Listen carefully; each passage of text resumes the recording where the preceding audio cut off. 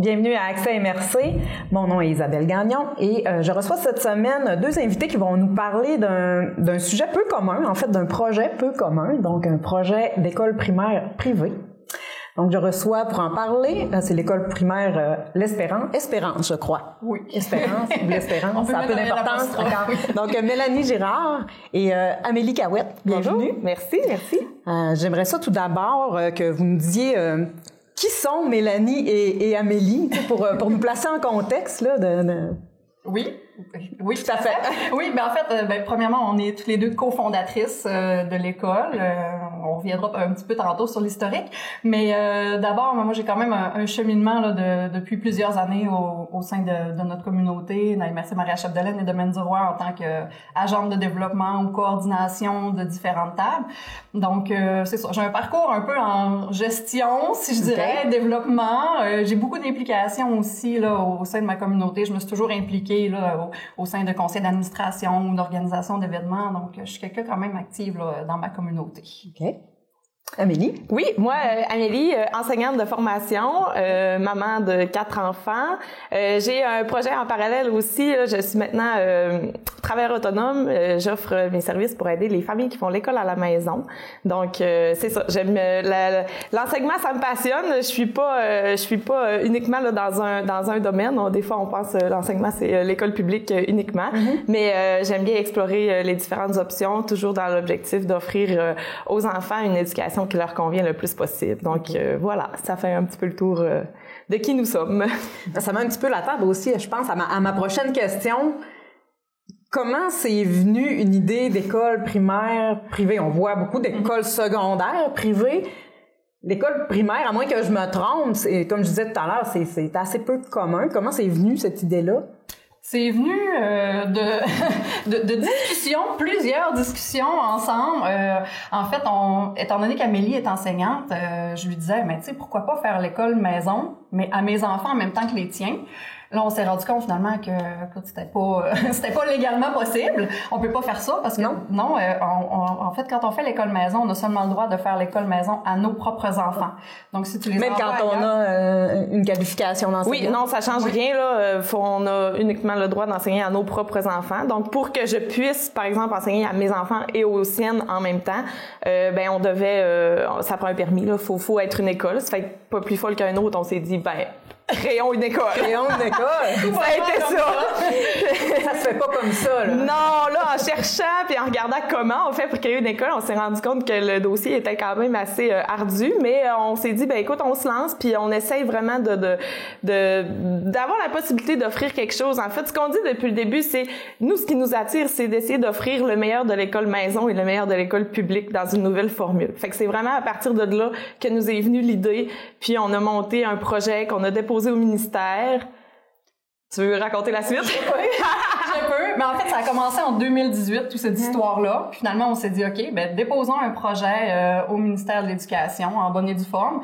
Puis, écoute, miracle de ces produits, en 10 jours, on a réussi à tout produire les documents nécessaires, déposer notre demande au ministère selon toutes les exigences, donc se créer un OBNL, donc s'enregistrer, toutes les démarches nécessaires au niveau aussi au niveau professionnel des enseignants aussi, donc créer des exemples de bulletins. Vraiment, le programme d'éducation, là, fallait c'est beaucoup de travail. Oh oui, c'est un document, là. C'est quand même énorme ce qu'on a réussi à faire en 10 jours, là. Même là, au ministère, ils croyaient pas à ça. On a quand même réussi à tout livrer la marchandise. Puis bon, là, finalement, notre projet, là, il y avait quelques éléments qui étaient insuffisants selon eux. Ils doivent quand même là, s'assurer que tout est solide pour pouvoir délivrer un permis d'établissement d'enseignement. Donc, notre demande a été refusée. Finalement, on a décidé de redéposer l'année suivante. Donc, c'est vraiment, il y a un délai, là, c'est début septembre là, qu'on peut déposer une demande. Okay. On a refait ce processus-là 3 fois. Puis la 3e fois a été la bonne. Depuis 2018. Oui, c'est ça, exact, oui. La 3e a été la bonne. Donc là, on a obtenu notre permis d'établissement d'enseignement pour une école préscolaire primaire. Je pensais au départ que l'idée de l'école à la maison et tout ça, c'était dans la foulée de la COVID et tout ça, mais là, vous me dites en 2018, donc l'idée est venue avant ça. Oui. pourquoi c'est important pour vous ou c'est préférable pour vous l'école à la maison? Qu'est-ce qui vous motive davantage que l'école traditionnelle publique par rapport à l'enseignement? C'est pas vraiment une question de préférence, dans le sens que on n'a jamais été, on déteste l'école publique, tu sais, ou on déteste la formule X, Y, Z. C'était vraiment dans l'idée d'essayer de chercher le meilleur pour nos enfants. Puis comme dans toute chose, on voyait des lacunes dans l'école publique. Donc la première option qui nous est venue comme ça, c'était de se tourner vers l'école maison. Donc là, on s'est mis à réfléchir un peu à l'option. Comme dans toute chose, on y voyait des lacunes aussi. Ça fait que de fil en aiguille, on s'est comme rendu compte que pour nous, la meilleure formule qu'on était en train d'imaginer, c'était on allait être capable d'y accéder via une école privée. Donc c'est vraiment comme ça qui est venu. On n'est pas anti-ci, anti-ça, tu sais, c'est vraiment pas ça. On a regardé les options, puis on s'est rendu compte que c'était peut-être possible d'avoir une troisième option sur le territoire ici, étant donné que justement il y en a pas non plus, tu sais, il y en a pas dans le secteur. Donc on y est allé le tout pour le tout, puis on a lancé l'idée jusqu'au bout. Okay. Vous parlez de lacunes. Qu'est-ce que c'est, par exemple, pour vous, une des lacunes? On parlait de l'école à la maison, mais de l'école publique. Parlez-moi un peu des lacunes que vous voyez dans ces deux formes d'éducation. Moi, je considère que les lacunes qu'on peut observer sont vraiment différentes en fonction du besoin de notre enfant. Tu sais, pour un enfant, on peut considérer une lacune à l'école publique pour un enfant qui le sera pas pour un autre. Dans votre cas? Dans notre cas, à nous, c'est sûr que si on prend l'école maison, on se disait, tu sais, ça serait plaisant d'avoir un plus grand groupe que, tu sais, uniquement nos enfants, parce que, on aime beaucoup la collaboration entre les différentes tranches d'âge, sauf que là, tu sais, on vient quand même limiter quand on a juste quelques enfants à la maison. Du côté de l'école publique, à l'inverse, on se disait, c'est sûr que c'est plaisant d'avoir beaucoup d'enfants, sauf que on trouvait qu'il manquait l'idée de la collaboration entre les différentes tranches d'âge, justement parce que les classes, on le sait, à l'école publique, c'est première année, deuxième année, troisième année. Donc, nous, dans le projet d'École Espérance, dans ce qu'on a déposé, on a des classes de première à troisième année et des classes de quatrième à sixième année. Donc, on va un peu rechercher ce qu'on trouvait qui manquait de chaque côté dans notre nouvelle formule, finalement, qu'on propose. OK. Il y en a, par contre, qui pourraient voir ce multiclasse-là, cette formule multiclasse comme un désavantage aussi, parce que... Oui, tout à fait. Comme je disais, ça dépend vraiment des besoins de chaque enfant. Tu sais, il y en a pour qui ça va être stimulant, il y en a d'autres pour qui ça va apporter certaines difficultés. Donc, c'est sûr que ça veut pas dire que la nouvelle formule que nous, on propose, c'est la solution idéale, puis c'est la solution miraculeuse pour tous les enfants. C'est pas ça non plus, là, qu'on prétend, là. Est-ce qu'il y a, justement, on parle de type d'enfant, est-ce qu'il y a un enfant, j'aime pas ça dire ça, un enfant type ou une clientèle que vous visez particulièrement avec cette formule-là, ou c'est vraiment ouvert à tout le monde? C'est vraiment ouvert à tous. C'est sûr que si des parents veulent inscrire leurs enfants puis que leur enfant il y a des problématiques précises ou qu'il y a des besoins d'accompagnement précis, à ce moment-là, on sera probablement pas en mesure d'offrir les ressources supplémentaires nécessaires parce que, on l'a dit tantôt, c'est une école privée.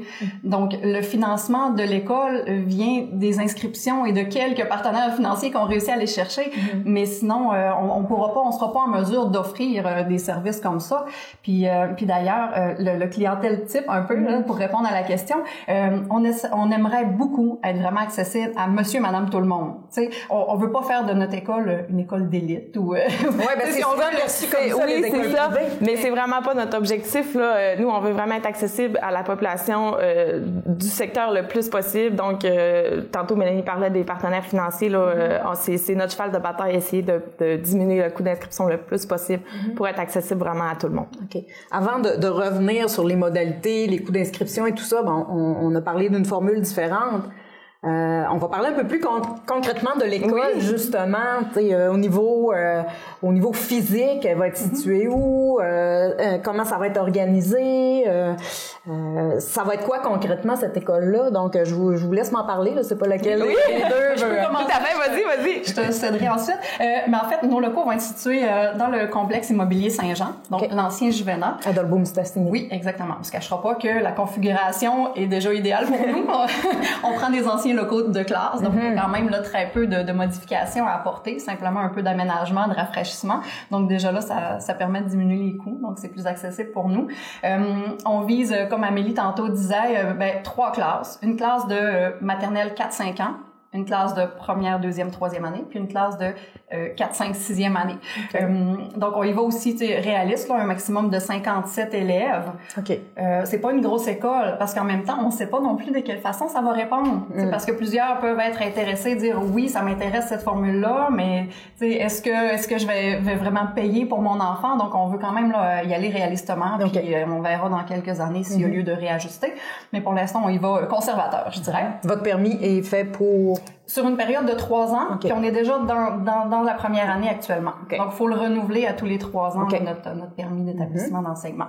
Ensuite, je pourrais peut-être te laisser continuer pour le mode de fonctionnement. Oui, ben en fait, je voulais juste ajouter, là, Mélanie a mentionné 3 classes. Nos classes sont de 17 élèves pour le préscolaire et 20 élèves pour la classe de première, deuxième, troisième, 20 élèves pour la classe de 4, 5, 6, avec un aide enseignant dans chacune des classes aussi. Donc oui, on a du multiniveau, peut-être un petit peu plus qu'à l'habitude, mais on a vraiment les ressources pour répondre aux besoins des enfants. Quand on parle d'aide enseignant, est-ce que c'est au niveau de l'éducation spécialisée? C'est pas nécessairement, non, c'est pas nécessairement quelqu'un qui a une formation en éducation spécialisée. En fait, il y a pas vraiment de diplôme là requis précis pour être un aide enseignant. C'est pas non plus un autre enseignant qu'on cherche parce que ce sera pas la personne qui va être en charge de la classe. Donc on a l'enseignant titulaire, mais on a une personne qui pourrait très bien être le parent d'un enfant inscrit, par exemple, qui veut travailler à l'école, puis qui va apporter vraiment son soutien à l'enseignant, aux élèves, donc travailler en collaboration avec l'enseignante, puis voir c'est quoi les besoins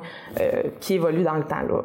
Voilà. Donc c'est une école à visée entrepreneuriale. Donc ce qu'on vise principalement dans les valeurs de l'école, c'est de travailler avec la pédagogie par projet. Donc on veut que les élèves soient en action. On veut que les élèves développent leur fibre entrepreneuriale via des projets. Donc on veut les impliquer du début à la fin d'un projet. Si par exemple on veut créer un jeu de société, disons, les élèves vont créer le jeu de société et ensuite on va chercher qu'est-ce qu'on peut faire avec ça, tu sais, qui va avoir une portée plus grande que juste apprendre à écrire des phrases interrogatives, par exemple. L'idée qu'on peut apporter avec ça, disons, on pourrait dire, on va se rendre dans un foyer de personnes âgées et on va aller jouer avec eux une après-midi de temps pour rendre notre projet concret d'une part et aussi voir de quelle façon on peut se rendre utile à la société. Le fait que vous soyez dans les locaux du CEMR, est-ce que c'était visé aussi par rapport à ça, le côté entrepreneurial, ou c'est juste une coïncidence? C'est un heureux hasard. C'est un heureux hasard. C'est sûr, on cache pas le fait que ça pèse un peu dans la balance aussi. On voit des belles opportunités éventuellement là, pour de la collaboration, ça c'est certain. Mais non, notre idée était faite même avant de savoir que c'était là qu'on s'en allait. Donc voilà, école à visée entrepreneuriale, on vise, c'est ça, comme je le disais, à travailler avec la pédagogie par projet. Donc on veut avoir toujours une raison puis une motivation d'apprendre une notion plus que de remplir une feuille de division, par exemple. Donc, on rend les notions le plus concrètes possible. Et l'autre point qui est important pour nous, c'est vraiment d'essayer d'apporter quelque chose à la communauté, de montrer, d'ouvrir les yeux, en fait, des jeunes vers les besoins de la communauté, vers les différentes tranches d'âge de la communauté aussi. J'ai des exemples qui me viennent comme ça. Si, par exemple, on travaille à l'écriture d'une histoire, on va peut-être en faire un petit livre, puis on va contacter un CPE. Est-ce qu'on pourrait aller une après-midi peut-être raconter nos histoires aux jeunes. Apporter une contribution dans le exactement. milieu. Donc, c'est vraiment notre objectif là, principal, le plus possible. On prend les notions qui sont à voir, parce que ça, c'est important de le dire aussi. C'est pas parce qu'on est une école privée qu'on enseigne ce qu'on veut. Donc, on est tenu d'enseigner le même contenu qui est enseigné à l'école publique. Donc, on prend ce contenu-là, ces notions-là qui sont à enseigner et on regarde de quelle façon on peut les intégrer pour montrer aux enfants que ça sert à quelque chose, ces notions-là, qu'on peut en créer des projets qui sont intéressants, qui sont motivants et encore plus que ça, de quelle façon notre projet peut avoir une contribution dans la communauté. La question qui me vient au niveau de... On parlait on n'a pas le droit d'enseigner ce qu'on veut nécessairement. Il faut que ça respecte quand même le programme du ministère.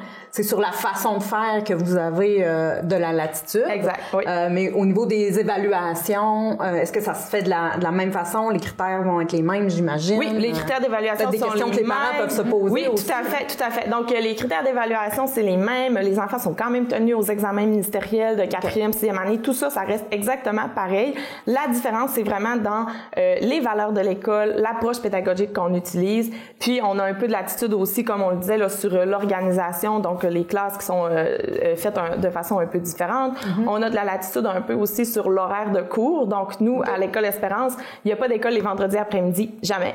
Oui, donc l'horaire est fait en fonction que les élèves sont à l'école de 8h le matin jusqu'à 3h, là, comme... sensiblement comme oui, c'est sensiblement comme dans le réseau public. C'est une question de minutes, en fait. Là, on joue avec une question de minutes ici et là, qui fait qu'on se gagne les vendredis après-midi de congé. Parce qu'il y a quand même un minimum d'heures aussi d'enseignement. Oui, tout à fait. On est obligé, on a le même nombre d'heures de cours par semaine qu'à l'école publique. C'est ça. On a joué un peu avec la répartition des minutes pour offrir ça, qui, en fait, pour nous, est un clin d'œil à l'école maison, d'avoir la possibilité, l'opportunité de passer un vendredi après-midi avec notre enfant. Si, par exemple, on travaille de plus en plus, c'est la mode là, de travailler 4 jours, puis c'est parfait. Nous, on trouve que c'est vraiment bien. Donc, on s'est dit, est-ce qu'on est capable de libérer les enfants pour profiter d'un petit temps supplémentaire en famille? Donc, voilà, c'est un peu... Est-ce qu'il y aura une option pour les parents pour qui c'est pas possible? Parce que peut-être qu'il y a des parents qui aimeraient beaucoup l'option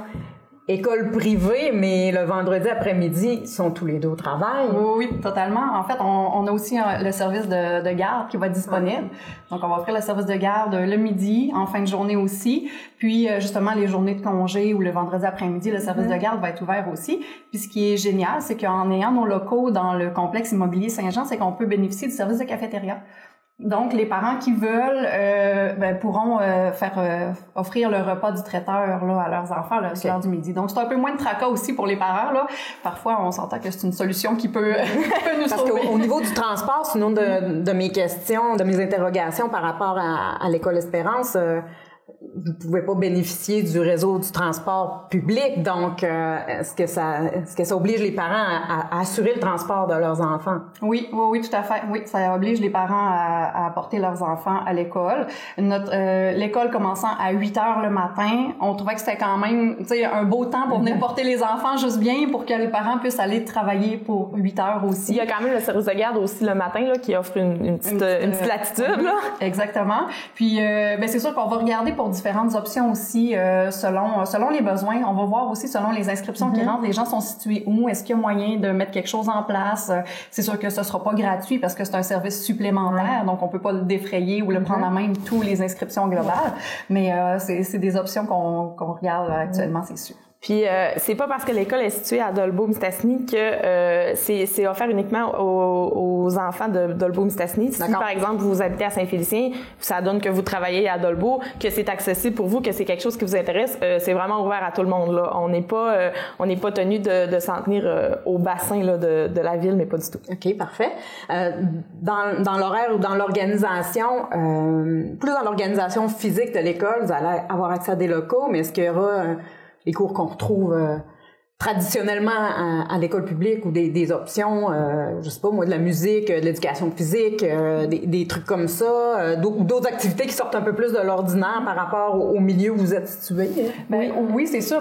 Ça fait partie en fait du programme de formation aussi là, exigé par le ministère de dispenser des cours d'art visuel, d'art plastique, de musique, d'éducation physique, d'anglais. Tout ça rentre là-dedans. Puis en fait, ce qui est génial aussi avec l'emplacement de nos locaux, c'est qu'on a accès à la forêt privée aussi du Juvénat. Puis nous, on mise beaucoup sur le plein air. Donc, le plus possible, les enseignants vont aller à l'extérieur, vont aller explorer la forêt, faire des activités ludiques à l'extérieur aussi. On regarde même pour les possibilités de l'aménagement d'une cour extérieure. Donc, c'est sûr qu'on veut sortir du cadre. C'est vraiment ça là, notre mot d'ordre. OK. Au niveau du personnel, vous parliez de 3 classes, donc 3 professeurs. Oui. Est-ce qu'il y aura d'autres professeurs justement pour ces spécialités-là, l'anglais, l'éducation physique?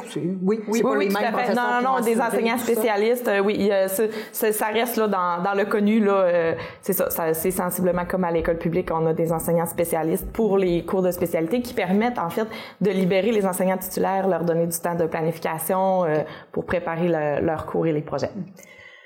Là, concrètement, dans votre projet, il est accepté, on a compris ça. L'école va commencer à offrir ses services quand exactement? Est-ce que c'est pour la prochaine année scolaire? Oui. Beaucoup d'espérance. Oui, beaucoup d'espérance. Le nombre d'école a été vraiment bien choisi sans le savoir, mais... C'est ça, effectivement. Mais oui, c'est sûr que c'est ce qu'on souhaite, mais encore faut-il avoir les ressources humaines nécessaires, avoir aussi le nombre d'inscriptions nécessaires, parce que si on n'a pas assez d'inscriptions, on sera pas en mesure de rémunérer les enseignants non plus et de payer tout ce qu'on a à payer. Donc, c'est sûr qu'on a besoin d'un nombre d'inscriptions nécessaires aussi, puis de quelques partenaires financiers supplémentaires aussi. Donc, vous êtes là-dedans, oui, concrètement dans la recherche de ressources humaines? Oui. Vous n'avez pas trouvé encore? Oui, on a oui, il y a quelques postes, oui, il y a quelques personnes intéressées, rien de signé formellement, mais ça commence à popper. On a de plus en plus d'approches aussi d'ailleurs, parce que, tu sais, je pense que plusieurs sont intéressés par cette formule différente-là aussi, là. C'est sûr que c'est pas les mêmes conditions qui sont offertes qu'au niveau public. On n'offre pas de fonds de pension d'emblée, mais je pense que les à côté sont drôlement intéressants aussi, la latitude qu'on peut avoir aussi, la proximité avec la communauté. Donc, vraiment, c'est ça, le côté hors de l'ordinaire peut être... C'est quand même pas facile dans le dossier ressources humaines, recrutement de main-d'œuvre, déjà en général. C'est pour ça que je vous posais la question, est-ce que vos ressources sont trouvées ou c'est vraiment difficile? Oui, mais en même temps, ça nous prend pas 50 personnes effectivement. Non plus. Donc, c'est ça, exactement. Le défi est pas le même. aussi, non. C'est ça. Puis, en fait, on commence là, à approcher les gens puis à essayer de combler nos postes. Donc, on est encore très ouvert puis on peut être agréablement surpris, là, tout dépendant de l'intérêt des gens. Est-ce qu'il vous faut absolument parce qu'on en parle beaucoup ces temps-ci aussi dans le réseau public, des enseignants légalement qualifiés ou... Oui, totalement. Les exigences du ministère encore une fois. Oui, c'est ça, exactement. Donc, c'est les exigences du ministère, c'est la même chose qu'on soit privé, public, là. On cherche du personnel qualifié, tout à fait. Au niveau des partenaires financiers, vous cherchez n'importe lequel, en fait, entreprise ou partenaire qui voudrait contribuer à un projet comme ça, donc... Oui. Invitation à tous ceux qui ça pourrait intéresser. Et voilà. On va aussi faire une campagne de sociofinancement avec la ruche. Okay. Je sais pas si vous en avez déjà entendu. On peut en parler un petit peu pour ceux qui sont moins connaisseurs de cette formule-là. Oui, c'est ça. Mais en fait, c'est une plateforme, je dirais, virtuelle de sociofinancement. Donc, c'est une façon d'aller chercher des différents partenaires, que ce soit des citoyens ou des entreprises, donc qui peuvent... En fait, toute personne qui croit au projet ou qui a envie de nous donner un petit coup de pouce pourront donner un montant vraiment à la hauteur de leur capacité. Donc, on est en train de travailler ce côté-là aussi avec la ruche, qui est financée par Desjardins, en fait, là, ce programme-là. Une question que les parents qui sont intéressés se posent certainement au niveau des coûts d'inscription. Je ne peux pas vous poser la question. Oui.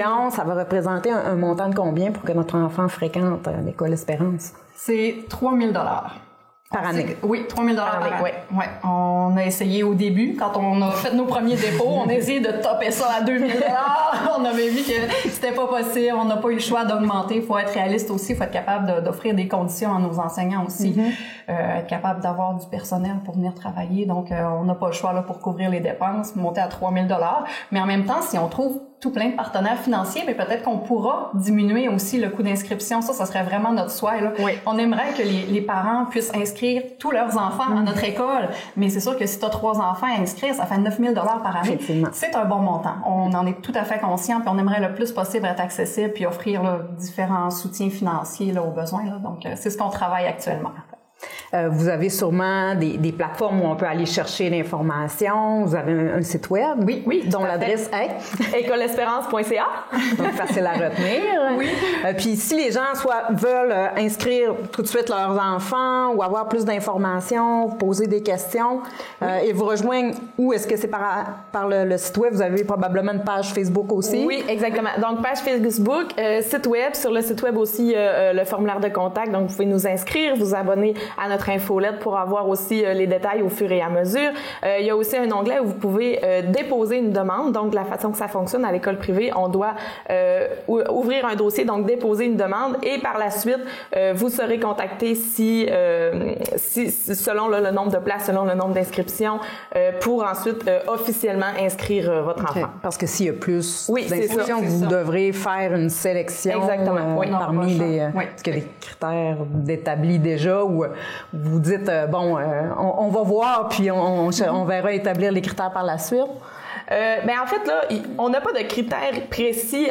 On fait pas de sélection par rapport à qui vous êtes, où vous venez, peu importe. Là, les critères ne sont pas à ce niveau-là. Je vous dirais que c'est plutôt une question administrative, une question technique. Donc, est-ce qu'on va y aller peut-être par ordre d'inscription? Ça risque d'être le principal critère, effectivement, là. OK, parfait. Voilà. Donc, je vous remercie beaucoup d'avoir été ici à Accès MRC pour parler du projet. On vous souhaite que votre projet fonctionne bien, que vous ayez les inscriptions nécessaires pour démarrer tout ça, donc à l'automne prochain. Oui, merci pour l'invitation. Ça me fait plaisir. Donc, c'était Accès MRC. On sera là la semaine prochaine encore avec un autre sujet fort intéressant.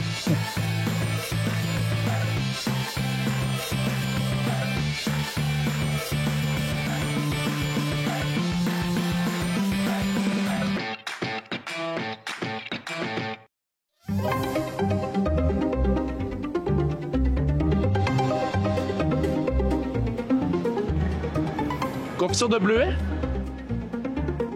Elle est fabriquée au Liechtenstein. T'imagines-tu la quantité de CO2 que ce produit-là a créé? Je le sais pas, là. Ben regarde, Antoine, juste là. Pollution. Wow! Comment t'as fait apparaître ça? Pollution. Pollution. Comment t'as fait apparaître ça? Magie! Regarde juste en dessous. Bon, parle-moi d'un bon choix. Comme tu peux voir, Antoine, cette délicieuse confiture de bleuet a été fabriquée ici, au Lac-Saint-Jean, à Albanel. Quand t'achètes local, ça fait bien moins de pollution. Ça fait travailler des gens d'ici, puis après ça, eux, ils font quoi? Ils mangent la confiture? Ah ben non, Antoine. Ils vont dépenser dans des magasins du coin. Ça fait travailler encore plus de monde. Et ça fait fonctionner l'économie d'ici. C'est un gros plus pour nous. Fait que dans le fond, c'est important d'acheter local, puis ça fait vivre tout le monde dans notre coin. Bravo, Antoine. Bon, viens-t'en. On va être en retard.